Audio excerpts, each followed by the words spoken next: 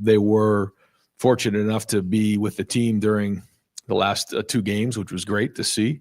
And I give a lot of credit to the seniors who last year really embraced them coming to be a part of the program. I've seen it before in years past where there's a little bit of a feeling, well, they're not really part of our team. We've put all the work in, it's a little bit of a distraction.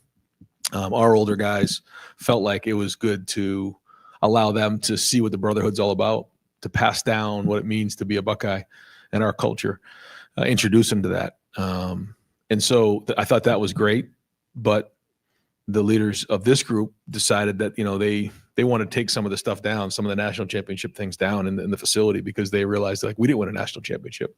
Last year's team did. And that was a good start, because that's the right mentality to have, is that we got to start this thing from scratch and build from there. Ooh, you could probably name them. We have a leadership committee that this year, because we have so many new names, Coach Mick and I appointed them and then allowed them to add or subtract some guys. And then after the spring's done, we'll then have the team vote on it, because I think at that point, some of the new faces will know who's who on the team. And then from there, once we get into the summer, we have a really good idea who the captains are. But who the leaders are, and so you could probably name 80% of them. Tony German, Buckeye Huddle. Ryan, looked like today safeties were kind of switching back and forth between boundary and field. Is that a spring thing, or is that something you guys want to do this year? We're going to look at it and see what makes the most sense. With the nickel position, the adjuster and the bandit, that was sort of, how we identified it last year with Jordan and Lathan and Caleb.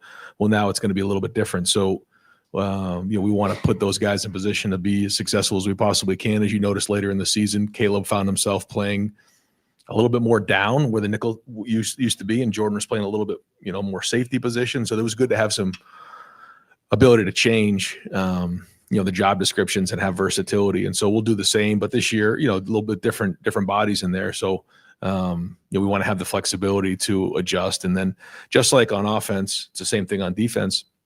We want to put our players in a position to be successful. And I thought one of the best things we did in the second half of the season was do that. In particular with Caleb, we put him more towards the action, and he had more of an impact on the game. So we need to do that on defense this year based on who we have. And so we're going to look at, field boundary, strong, weak, left, right, all the above. Do you think there's a scenario where he's more boundary this year than he was last year even? I don't know about that. I guess there could be a situation for sure, but as you guys can imagine, we want him involved in as many plays as we can. So we're going to get him there. And I guess if there's some boundary stuff, I guess, but to me, he's going to be more involved with some of the other stuff, I would think. Dan Hope, Love Warriors. Ryan, you guys had Nate Ebner out there. I'm curious, how did that come together, and what kind of value does he bring?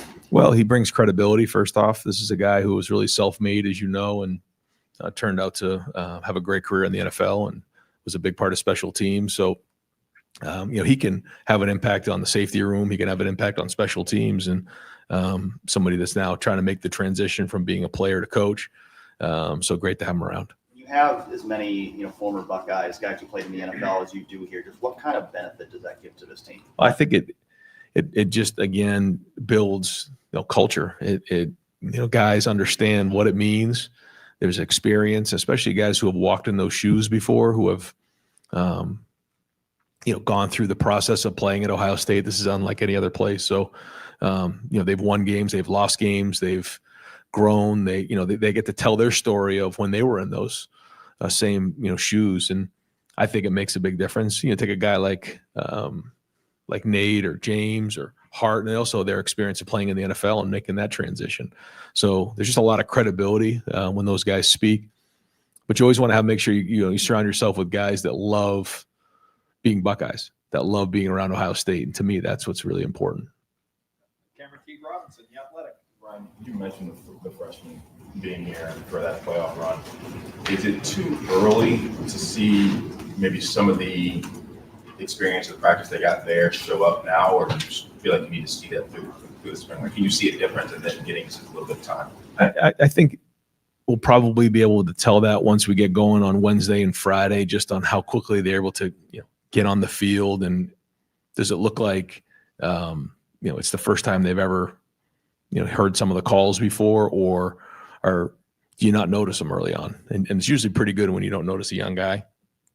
I don't know that until we actually get on the field, but I know in terms of the expectation of 4 to 6, A to B +2, the preparation, how we handle ourselves in meetings.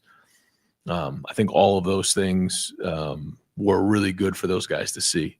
How that translates right now to practice, the first week of practice in the spring is yet to be seen.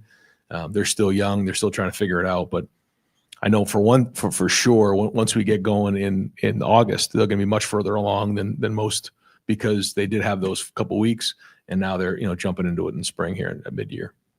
Spencer Holbrook, let him roll. Right, we saw Austin Cerebell taking some reps at tackle. Is that something that you guys have talked to him about and moved him over to tackle, or is it just something kind of experience? Well, I think now that we're going to a roster of 105, it looks like that's where we're headed. Then we have to have versatility, and guys have to be able to play multiple positions.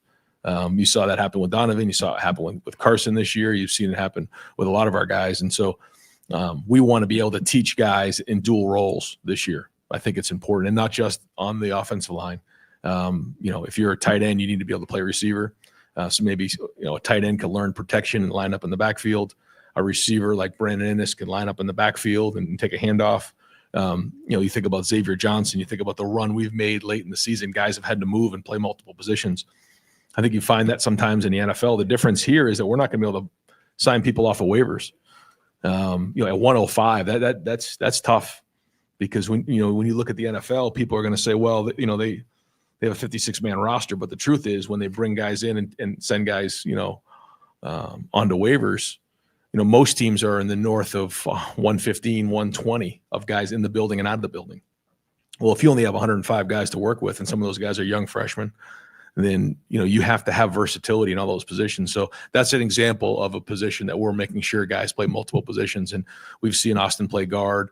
We want him to play some tackle. We want Luke to play guard. We want him to play some center. We want Tegra to be able to move around. It'll give us more versatility, especially late in the season. Yes, but I don't have that with me right now. I'll get it to you next time we get together. Yeah, there's about 4 or 5 guys that aren't. Yeah. Rob Aller, on this dispatch. Yeah, Ryan, you've said it before many times. This is a place where expectations are high. You win it all, you're expected to win it again, right? But this is a kind of unique for you in that, what do you do now after you've won it? And you kind of spoke to it when you answered Pat's question. In the leadership role, what are you doing differently? Are you a little tougher on them? Do you have a leadership book you guys are reading? I mean, what's different? Actually, yeah, we are going to do that. The guys don't know that yet, so I'm not going to get into it. But I do actually have a book that I've picked out that I think is good. And I'm not going to, until I hand it to the guys, I won't say it, but it'll be probably over the next couple of weeks.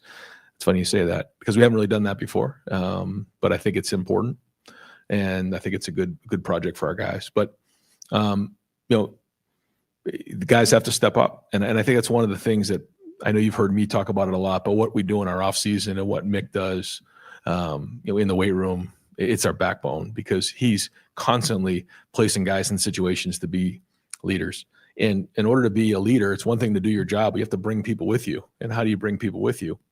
You build trust, and then you inspire and motivate them to bring with you, but your voice has to be heard.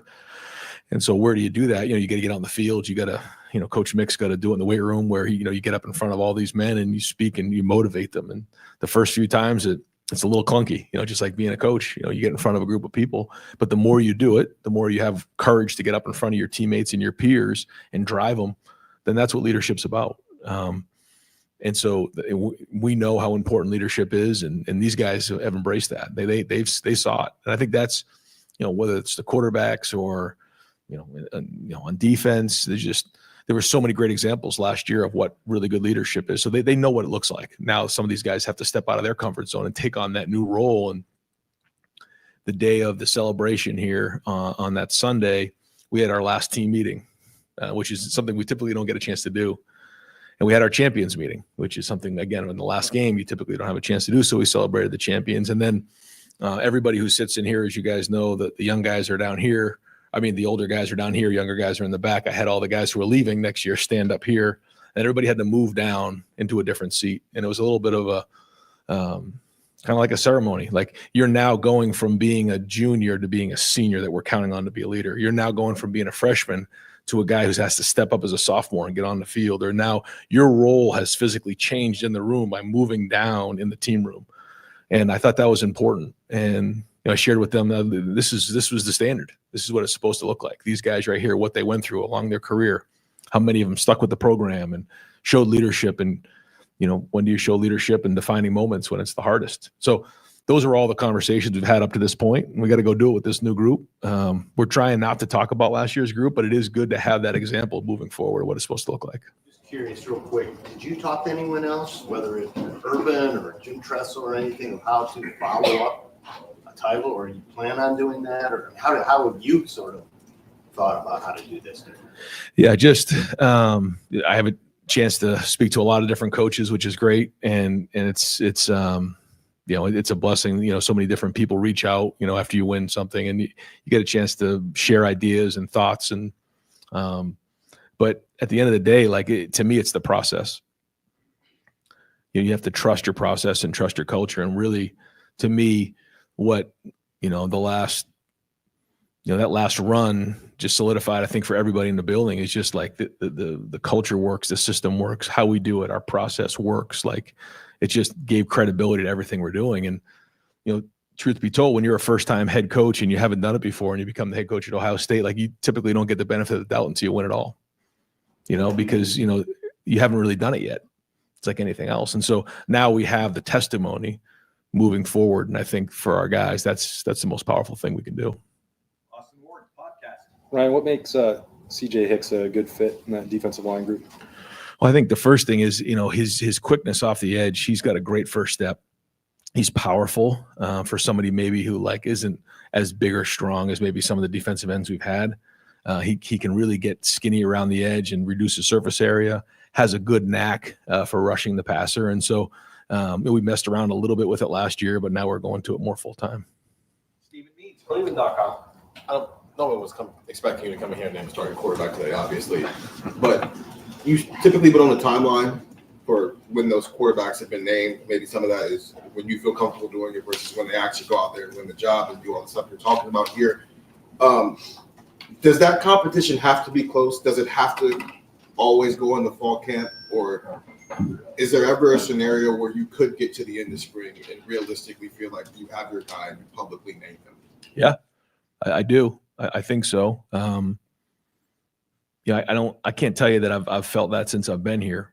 I think there's been leaders in the clubhouse, and we've told guys that, when it was between Dwayne and Joe, it was close, but Dwayne did have the upper hand, and we let both of those guys know that. And I think we're pretty transparent when it comes to it, but there's also, a lot of football to be played in August. And so, I think back on where guys are at in the spring and then where they come, and even think about where Will was at this time last year and where he got to by the end of the season, or even where he got to by August. That was a huge jump. So we try not to make hasty decisions. We try to make sure we're thorough, but if somebody's that much further ahead, then someone's that much further ahead. What is the difference between, essentially, like you said, you've had leaders in the clubhouse before, but not to the point that they got to the finish line. What is that difference that you see from the guy being the leader at the end of the spring, quote unquote, versus you stamp him with that approval in fall camp? What is that jump they usually have to do? Well, I think in spring you have 15 practices, and a good portion of the 15 practices are guys learning and growing. And the number one job for each individual player is to get better individually, and then we start to come together as a team. And so, we will have some team opportunities in the spring, but a lot of it is individually getting better. It's 7-on-7. It's teamwork. It's more segmented. Teamwork is usually a blitz period, a second and long, a third down, a red zone, things like that. And we're learning and we're teaching. Once we get into the summer, it's a little bit more move it. It's a little bit more situational. You start to feel a little bit more what it's going to look like in the game. You still don't know what an impact someone's going to have with their feet as a quarterback. It's the same thing at running back. It's hard to judge, especially coming out of the spring. So I just think that first off, there's more practices in the preseason. And secondly, it's a little bit more game-like and you're further along. Feel Landis, Kings of the North. Ryan, as you continue to roll the quarterbacks, as you said, what do you want their mindset to be? Is it go win the job, or is it get better? Is it some balance of those two things? Yeah, it's a great question, because I think it's easy for people on the outside, family members, friends, agents, things like that, mentors, go win the job. Well, there's so much that comes with winning the job. And as you guys know, the quarterback position, there's just so much that goes with it. So to me, it's the process of understanding how to get better and then continually working. And when you make a mistake, you learn from that mistake and you grow quickly. And a lot of it has to do with their preparation. When a guy walks into the huddle or walks into that practice, you can tell if he's prepared or not. I mean, if he's up there, and I say it all the time, the first level of understanding is what. If you don't know what to do, you have no chance of playing quarterback at Ohio State. So all that work has to be done prior to. Then you got to learn how to do it, your footwork, how the ball is supposed to come out, your technique. And then why are we doing it? Why are we calling this play? Why are we calling 4 verticals? Why are we calling a crossing route? Like all those things. And then you got to go put it on the field, and you're still going to make mistakes, and you got to keep growing from it. So it's just understanding that the process is going to be a battle, but like you have to make sure when you walk in that building every day that you're prepared. You also have to throw it out there and make sure that, you understand you're going to fail, but that you have to learn quickly. And if you're continually making the same mistakes over and over again, it's going to take longer to get to where you want to be and win the job. And then as we start getting closer to, like we talk about the preseason, where I got to take care of the football, I got to, do really well on third down. I got to win in the red zone. And then everybody's different. Every quarterback's different. Will was a lot different than CJ. CJ was a lot different than Dwayne. Dwayne was different than Justin. Like everyone's different. And so these quarterbacks are different as well. Different size, different makeup, different skill sets.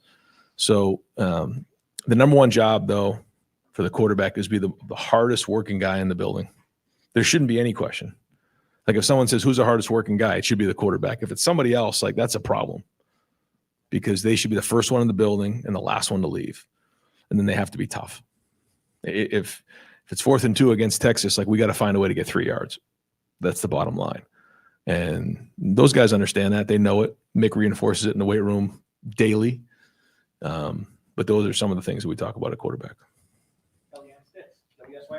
Right, I know it's super early first day of spring practice, but what were just your initial thoughts of the quarterbacks, whether it's the communication stepping up or just how they attack the day? Yeah, I mean, I'm never happy coming out of the first day. So, and it's funny, I actually had a chance to go and visit some different schools with my son, and I didn't watch any practices. I just kind of took myself out of those situations and let my son do it. But after talking to the coaches, like after day 2 or day 3, I'm like, you feel like you're not going to win a game, right? Is that typically how it goes? The first 2 or 3 days of practice, like, thank God you told me that, because I just literally walked off the field thinking we will not win a game all season. So the first few days of spring practice are always brutal when it comes to that, especially with quarterbacks, because that's what I'm always watching. But no, it wasn't that bad. It was good. It was just mostly on air today. We just wanted to get guys moving. We didn't do a lot of what we call variable work, where we're going against somebody else.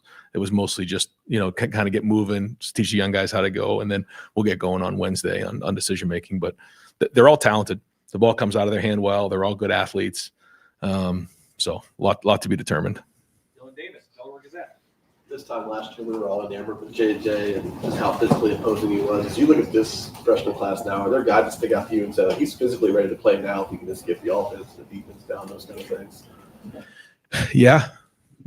I'm impressed with the way these guys have worked. I'm impressed with the way they look. I mean, there's probably not a guy in that class where I'm like physically that, they can't have an impact as a freshman. Yeah, I've been impressed, and they're coming in with that mentality too. It'd be hard for me to just point one guy out, but yeah, I mean, at all positions. It seems like he has the frame, like when it comes to that corner. Obviously, again, he has to get the mental part of it down. Is that a guy? I know corners kind of the long game. There's a lot of talent there. Is that a guy that maybe you can see crack with too deep? Yeah. If guys deserve to play, we're going to play them. And you saw us even roll the offensive lineman at the end of the year because we felt like those guys deserved to play and they needed to play. It'll be the same thing there. And if that means moving guys, around, we played with like 3 safeties last year. And then how do you see Lorenzo? Is he more of a safety? Is he more of a corner? So is that more of a 3-corner look? I think that's all great conversation that's going on right now in the defensive staff room. And then, it's just like on offense, if you have like 4 really good receivers, you might find yourself in, more wide receiver sets. We have more tight ends this year. So so those are all the conversations, things that need to be worked out. Not right now, but it's their job to do everything they possibly can to say, hey, I need to play. And I think we got some great candidates for that. Dispatch. How jarring was it for you to walk out there and not see Jack, JT, Cody, all those guys that you've gotten so used to seeing? Was it jarring? I mean, what was it like just to not see those guys? Yeah, it's every year that happens, though, that you think about. That's a great thing about being at Ohio State is, we get such great impact players. And, once spring starts, you have to, all right, restart and look at it differently. But it started with mat drills.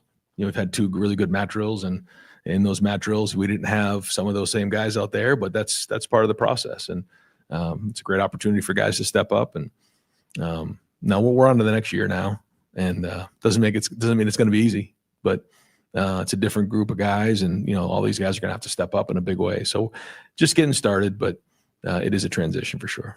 And the running backs, obviously, those guys are gone, Trey and Quinshon. How do you see that evolving? Do you expect to have the committee approach like you had last year, that's at least a tandem? Well, for James has obviously been here and he knows it. So he's going to have to step up. And it's not easy to figure out what running backs can do in the spring because we're not tackling them. But he knows what it looks like. He knows the offense. CJ has played more, but doesn't really know what we do here. And obviously when you come to Ohio State, there's a transition. It was a transition for Quinshon. So I'm excited to see how that looks.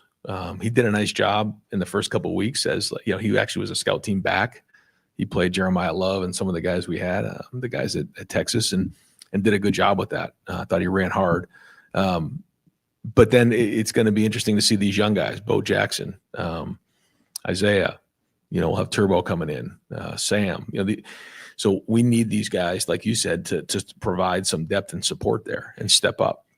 So to say that, it's solidified, we know what's going on in that room is not the case, but we do have some really good options there, and excited to see where these guys go. And sometimes when I think it's a great example of the offensive line, like you take Luke Montgomery, for example, like here's somebody that really didn't play the majority of the season. When he finally had the opportunity, stepped up and everything changed in his world. I think it's the same thing for the running backs. Like James is a great example. James ran pretty hard in some of the games early on in the season, but when Quinshon and Travion were in there and he wasn't getting, the carries, you kind of go about the business of, all right, this is my role, and you embrace the role. Now your role has changed. Now he's going to have to step up, and he seems to be having a great offseason. Dave Biddle, 24/7 Sports. How important of a get was Ethan Onyeonwa in the portal? I've heard some draft analysts say he could have been a second-round pick if he left Rice and went pro. He could have been a second-round pick this year. Just how big of a get was that for you guys? Well, when you lose 2 guys to the portal, 2 tackles, that certainly affected the room. So, I think it was important for both of those guys to come in. We needed that for the depth of the room and, and just for the room in general. But, it's been exciting to see those guys work. I'm excited to see what it looks like with the pads on. Big E's already changed his body a little bit, so that's been good. And he's embraced the culture. Phillips the same way. He's an Ohio guy too, so he knows Ohio State well. And the guys seem to embrace them. It's important to have the right fit. I keep saying that over and over again. And I think that we did that again this year. With the guys that we brought in, they were the right fit culture-wise. They came in, understood that this is Ohio State, worked, earned the respect of the guys around them. And that was important with guys like Will and Quinshon last year, Caleb and Seth. Well, it's the same thing with these guys coming in, Max Clare and, Ethan and Phillip and these guys. So important to make sure we continue to do that. When we add pieces in, they fit the culture. So I thought it was a really big get for us. First day of spring, but do you envision Ethan as a left tackle, and do you want to keep him around? I think he's listed at 357 pounds. Do you like that, or no? We like it a little lighter than that. Okay. That's a little heavy. Yeah, we got to cut that down just a little bit. But the good thing is he can carry weight, and so now if we cut him down, we're just going to see more and more athleticism and bend. So that's good. He's going to start out at left, and then we'll go from there. But again, the more flexibility we can have with these guys, the better for the room. Because, you typically think, all right, we have 5, who's the 6th? And then what does the 6th do? Well, he plays tackle or he plays center. Well, that really pigeonholes you, because now if you lose a guard, now you're going to, like, quote unquote, your 7th guy. But if you have swing guys, now you're playing your best 7 or your best 8. You don't get yourself jammed up. So I think that's something that we have to do moving forward, is guys have to have almost a primary and a secondary position. Adam King, WVNS. It's only been a couple of weeks with Matt Patricia, but he's seen you fitting out there with the guys pretty well. How involved are you right now, knowing that it's a new system, getting your head in the meetings, or do you just kind of let him take the reins here? No, it's everybody involved. It's the whole defensive staff. It's myself, but Matt's, done a great job of building relationships early on here. He's excited to get going. It's just a start. We're just getting moving. But I think there's just a lot of things that, he's going to bring to that room. That's great. There's a lot of things that we've already done that's, going to stay in place. So it's good. Again, just getting started, like literally just taught a couple defenses today and get them lined up, get them moving around, and we'll keep moving from there and keep building on the packages. When you have someone that's so, just football minded, do you like that, especially coming from the NFL background with him? Yeah. You love being around smart guys, and he's smart. I mean, he's played a lot of football, or coached a lot of football, and then coached some really good players. So has a lot of credibility when he speaks, and I think it's great for him to just be around the culture, see how we do things, and he's jumped in with 2 feet and embraced it. Again, it's the same thing as when you bring in a transfer, when you bring in a coach. It's the same type of thing. Do you have the right fit? And I think it takes a certain guy to be able to walk into a room with, 4 other coaches like James and Larry and Tim and Matt, and be able to embrace what's already been here. We just won a national championship, but then also, look to enhance. And so, we'll see. We're just getting started, but certainly so far it's been very positive. Jeremy Birmingham, podcast. Ryan, obviously, as you said, you lose big players every year, key players every year, but losing as many as you did, and not just on the field, but the roles they all carry, Jack, Cody, Emeka, different types of leaders. How does that change what you have to do and be for this group over these next 4 weeks? Yeah, no, there's no question. Like you said, the number is certainly significant. And so, as coaches, we gotta do our part and make sure that we're developing. And to me, it isn't like the older guys. To me, it's like the next level of guys that we really got to bring along and explain to them what it means to, become really good football players, how to build trust in their teammates, how they're going to go about building discipline in their life, what it means in the run that we need to go on next year, and that first game, what that's going to look like, and all those types of things. So we got to be on our game as coaches. We got to develop at a high level. And that's the job of each individual coach. They got to make sure they're recruiting at a high level and bringing in the right guys. But ultimately, each coach is responsible for their room. I say that over and over again. Like, it's your job to develop, to make sure that your room is producing at a high level, is showing great leadership, and you're recruiting the right guys. You have enough depth for late in the season. And so when each guy is doing their job, we talk about being 10 strong. We've done that for a long time. Then you got a chance to win them all. Just a couple more questions. Do you feel different as a head coach right now? I mean, obviously coming off the national championship, you seem a little bit more relaxed. I'm definitely more relaxed, Jeremy. I mean, to say I'm not is crazy. There's no question. We're in a different place than we were a couple months ago. I mean, let's call it for what it is. But that doesn't change, like, the approach. And I think that's the thing. Like, some days you wake up. I said it was kind of like when I had the opportunity to become the head coach at Ohio State. You walk down the hall and you see Woody Hayes and Tressel and Urban and Cooper and Earl Bruce, and you pinch yourself. And a month later you wake up and you're like, I'm the head coach at Ohio State. Like, man, it's the same thing with winning a national championship. Like, some days you wake up and you almost forgot you won it. Because life just moves on. It just does. And it's on to the next challenge. It's on to the next group of guys. But winning just gives you an opportunity to continue to have an impact on young people's lives. And that's why you get into coaching, period. And if you're not, then you're in it for the wrong reasons. And so that's it. And the staff, when I talk to guys and hire them and bring them in here, that should be the number one goal. Bring in young people, help them reach their dreams and goals in the game of football and in life. Winning just allows you to do that, because if you don't win them, they're going to find somebody else. That's just the truth. And I share that with the coaches all the time. But no, it's great to have a certain level of testimony and credibility to the work that we put in around here. Just to follow up on some of the leadership questions, I think we all assume that Sonny's one of those guys that has a big role in that room. How much do you kind of see him growing in his own leadership form versus maybe what he learned from Cody and some of the other guys on defense last year? Like, how much does he balance being himself versus being, what he learned from those guys? Yeah, I think he's finding his voice. I hear him speak up a lot. I think I've been impressed so far with his leadership, and I think when you speak with him, you'll feel the same way. Just a stud in all areas. Man's man, works at it, takes it very seriously, speaks up when appropriate. We'll ask a tough question when he needs to, and that starts with his family, with his dad, with his brother, with his mom. That's the way he was raised, and being a Buckeye means something. Obviously his lineage and his family, but also growing up in Pickerington, and then just being here with his brother now. So he is certainly one of the biggest leaders on the team. Ryan, to follow up on some of the quarterback stuff, how does their age and inexperience level have any sort of effect on how you evaluate them and maybe the timeline? Because this is last year you had a guy in Will who had made almost 30 starts. Devin had been around for 2.5 years. It was his third spring. This is a much younger group. What sort of effect does that maybe have? Well, it's like we were just talking about. When you've done it before, you get the benefit of the doubt. When you don't, you don't. And it's the same way with being a quarterback.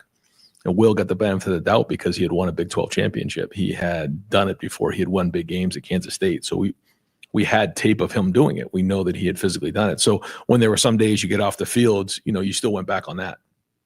When you're a young quarterback that hasn't done it, you got to prove yourself every day because you don't have a body of work to go back on. And that's just being a young quarterback until you kind of prove yourself and you make those win those big games. That's kind of how it goes. That's life. And so we'll keep evaluating them much like that. But we've been in this situation before. We've had young quarterbacks. We brought them along, and a couple of those guys, once they got into year 3, they moved on to the NFL. We finally got them where we want them to go. But that's life too. So we know we have a good supporting cast around those guys again. So that's important. The offensive line will be critical in how we run the football. But as you know, some of the weapons we have at the skill positions will allow us to just, again, make the routine plays routinely, take care of the football, and then make the plays when we need them to make the plays. You feel like this inexperienced, or Say it again. have you had a group that's this inexperienced before that quarterback position? I don't know. I'm just trying to think of probably CJ's sophomore year, right? I mean that was probably similar that way.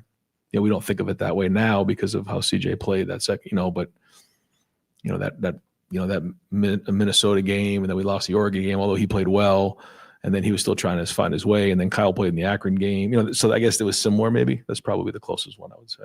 Yeah. And final question, Andrew Gillis, Cleveland.com. Ryan, you guys had a lot of recruits today. Obviously, you're going to have a handful over the next couple of weeks. How big can these days be to build those relationships and get kids on campus?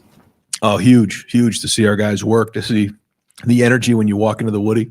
I think that's you just feel it when you walk in. You feel greatness. You feel excellence. You walk into that indoor, you see the new banners up on the wall, like it's all there. And so we take a lot of pride in developing the most elite players in the entire world. And then, the expectations of winning championships. And so it's great for recruits. It's one thing to put it on Instagram. It's one thing to follow our social media or talk to coaches. It's another thing to walk in the building and see it and be around great people and be around a culture of great players and great coaches. So I think that's obviously what separates us. And anytime you can physically walk in and see it, it makes a big difference. I think it's good for parents to see as well. I know as a dad, I want to take a look at the people and look them in the eye. There's a lot of great weight rooms, a lot of great facilities across the country, a lot of great stadiums. But to me, ultimately, it comes down to the people. And it's been like that a lot longer than I've been here.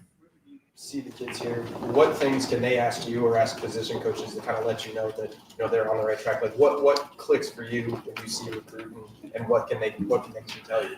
Sometimes it takes care of itself. Like Ohio State's not for everybody. And some people it might be just too much. I don't know. The expectations are high here, man. And sometimes that takes care of itself, and that's okay. You have to want to be at Ohio State, whether you're from the state of Ohio or not. And, some people are just, they gravitate towards it. This is what they wanted. Jeremiah Smith, this is what he wanted. I could name a bunch of guys that are that way. They wanted to be around this, where every day when you walk on that field, it is a war. I mean, you have to compete every single day for your position, and you got to compete every single week to win every game. And so, that expectation is a big part of it. I think the second thing though is, people and families who want to be around this style of culture. When you walk in the building, it's a family atmosphere. A lot of people talk about family.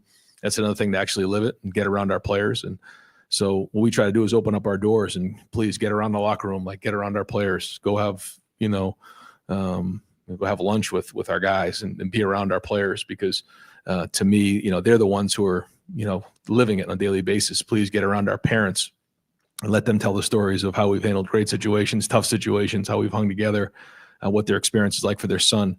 And to me, that's it. And people just gravitate towards that, and you can feel it because in today's day and age, if you have to talk somebody into coming to your school and it doesn't go exactly perfect, we all know what's going to happen. They're going to walk out the door and enter the portal.